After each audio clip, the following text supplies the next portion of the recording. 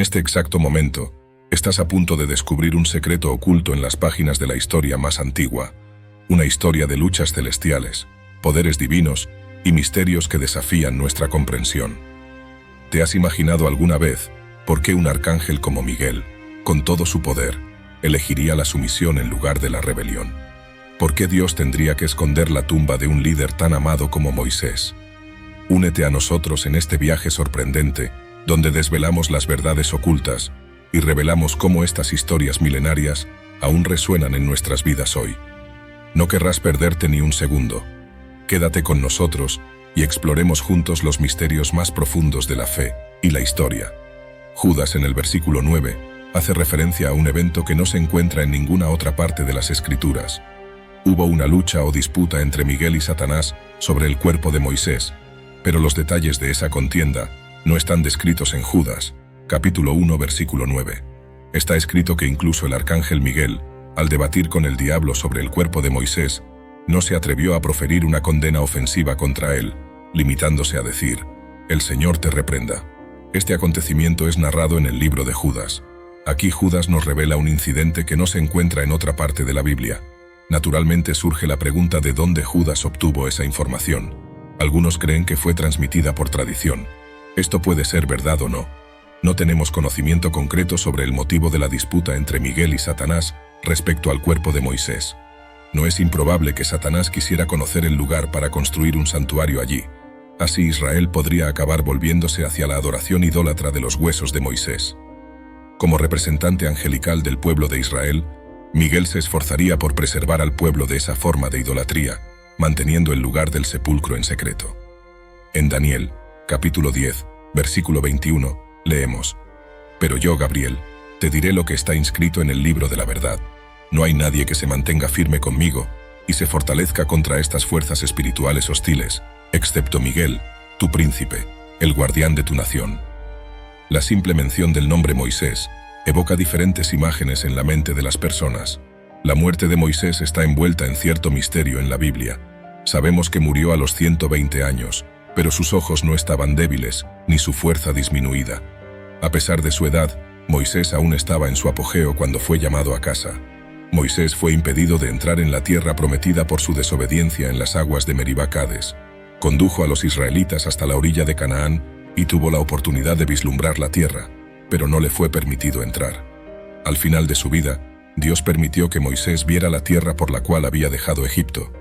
Subió al monte Nebo, saliendo de las llanuras de Moab hasta la cima del Pisgá. El cumbre del monte Pisgá está a unos 4.500 pies de altura, casi 1 kilómetro. No es común encontrar hombres de 120 años escalando montañas de casi 1 kilómetro de altura y aún contar la historia. Sin embargo, Moisés lo logró. Él escaló usando las manos y los pies. No había una senda lo suficientemente ancha para él, pero tampoco la necesitaba. Si te preguntas en qué condiciones estaba, este hecho ya dice mucho.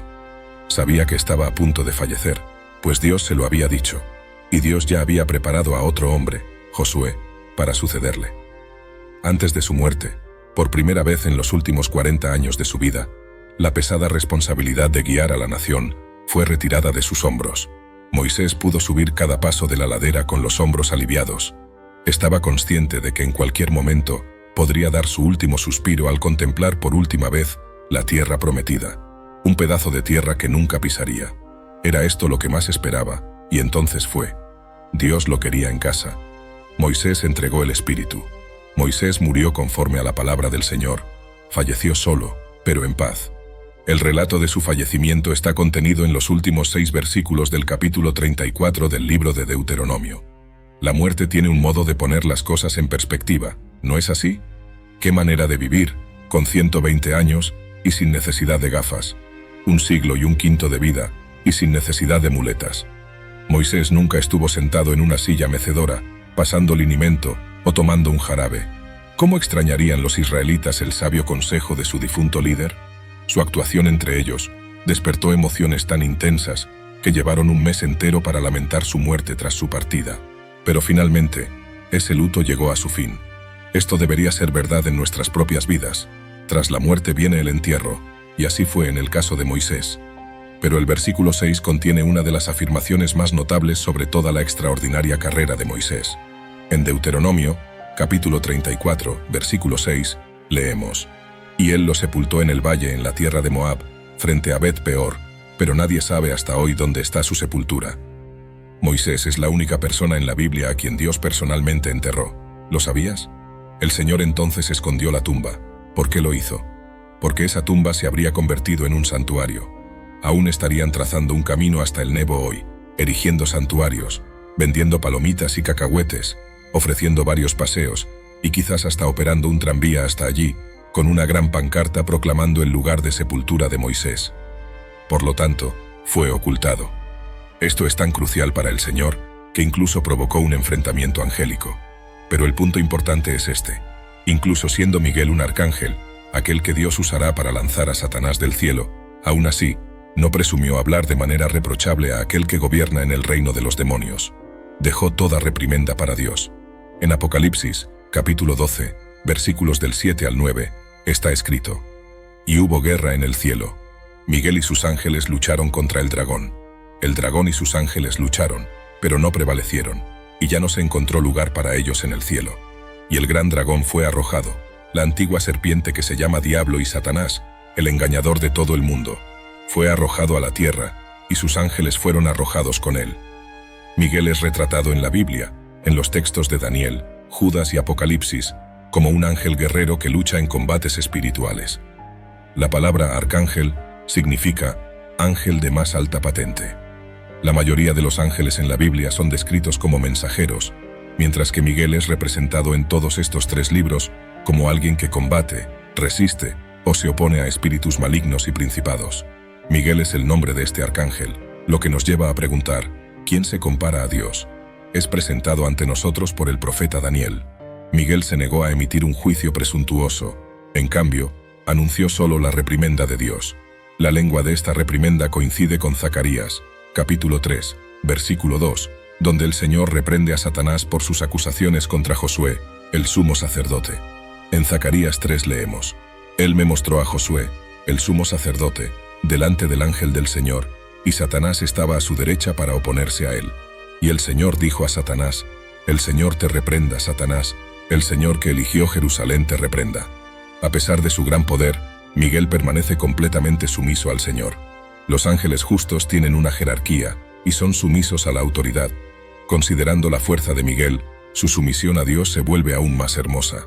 Podemos ver que la sumisión nunca es destinada a quitar la fuerza, el propósito o el valor de un individuo. La fuerza del ángel Miguel no estaba en disputa, como lo muestra la última mención a Miguel, el arcángel, en Apocalipsis, capítulo 12, versículo 7, cuando Satanás es expulsado del cielo. Miguel y las fuerzas del cielo derrotan al dragón, y el diablo es arrojado a la tierra. Allí, enfurecido, Satanás parte para hacer guerra contra aquellos que guardan los mandamientos de Dios y mantienen firme su testimonio sobre Jesús. El enfrentamiento es un mal necesario. Nadie lo disfruta, pero debe hacerse para corregir, purificar y unificar a la comunidad. No es agradable, pero es necesario. Incluso Miguel, el arcángel, no luchó contra el enemigo por su propia autoridad, sino que habló en nombre del Señor. Miguel consideraba su cargo y posición con reverencia. Lucifer fue creado como la criatura más elevada. Esta es una lección que tanto tú como yo necesitamos aprender. Muchos cristianos todavía tienen que aprender a inclinarse, incluso ante Dios. Tú y yo, amigo mío, somos criaturas. Él es el Creador, que nos da derecho a cuestionar cualquier cosa que Él haga. No me malinterpretes, todos luchamos con dudas, pero debemos reconocer que Dios no es solo el Creador, sino también el Redentor. Él es quien cuida de nosotros, pero nuestro Dios es exaltado, santo y elevado. Él es un Dios justo y correcto, nunca comete errores y nunca se equivoca. Todo lo que hace es correcto. Entonces, tú y yo podemos confiar en Él. Pero ¿realmente lo hacemos? ¿Reconocemos su autoridad? ¿Valoramos su persona? Cuando los hombres sean llamados a rendir cuentas, el Señor Jesucristo dirá: «Ustedes dijeron Señor, Señor, pero no hicieron lo que yo ordené». Cada uno siguió su propio camino y hizo lo que le parecía correcto a sus propios ojos. Esta es la imagen de la humanidad entonces. ¿Y tú, qué ejemplo seguirás? ¿Miguel, el arcángel? A medida que cerramos nuestro viaje de hoy, reflexionamos sobre las lecciones profundas y los misterios que hemos explorado juntos. Las historias de Miguel, Moisés y las batallas espirituales no son solo relatos antiguos, son reflexiones sobre nuestra propia vida,